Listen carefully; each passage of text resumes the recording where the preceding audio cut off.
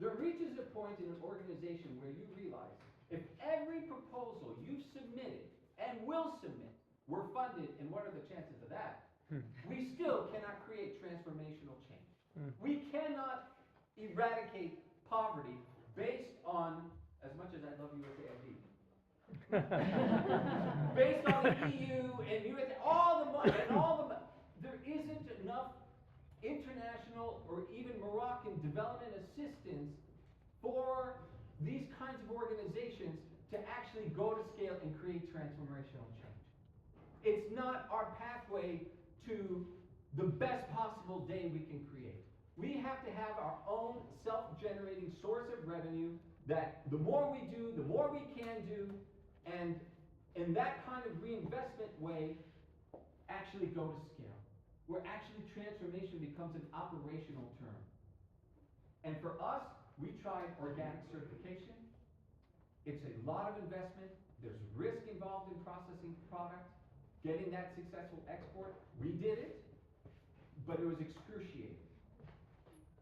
And by the way, USAID Farm-to-Farm program was incredibly helpful in that. And other US government agencies were incredible. We had to have a value chain from nursery to market. But we realized it wasn't our best strength. We are good at planting trees with communities and monitoring trees with them. And if that can be verified and commercialized and to credit for reinvestment, that plays to our strength better.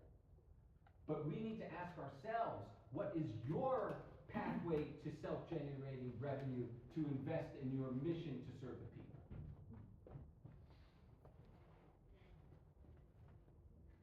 Any other thoughts?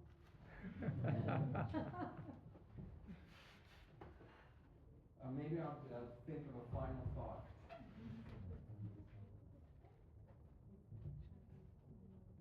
There's a nursery that we built. It's now the largest, 800,000 trees it generates every year. How many trees are in Central Park to give us some of us a frame of reference? 26,000.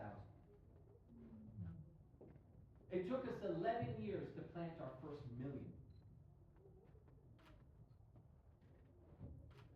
Now, that one nursery, the idea came for it in the late 90s.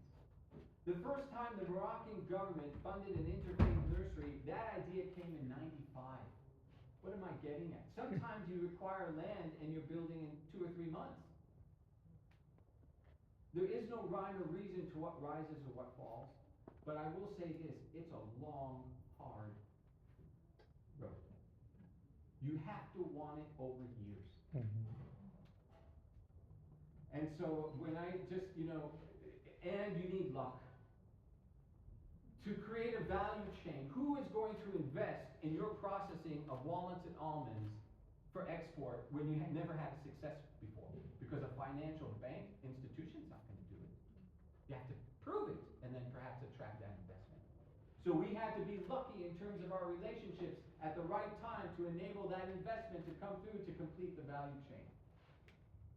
So I say all of this knowing that it's a walk certainly I could never do again. Anyone could walk their walk twice. I don't know, maybe that's the burden of all of us. Well, our young folks need to, that energy. But really, even when we have the space, even when all is possible, it's still a trial. It's still your deepest energy. It's still over time. And there's no guarantee that Morocco will, it's precarious. You can have the vision but fail at application. And what happens then? We can't take it for granted. We can be an inspiration for Africa, we can be an inspiration for the world, and to some degree we may be, but we're not winning, we're not outpacing poverty. And so that's the hope and the sadness is that when you have all possible and we're not living up to what we could do together. And that is Morocco's story. And maybe that's that idea that we have in the United States, more perfect union. I feel that that's us. Just trying to be better, but there's no real assurance that will have that brightest day, but we keep going and continue to believe. Let's have a great week together.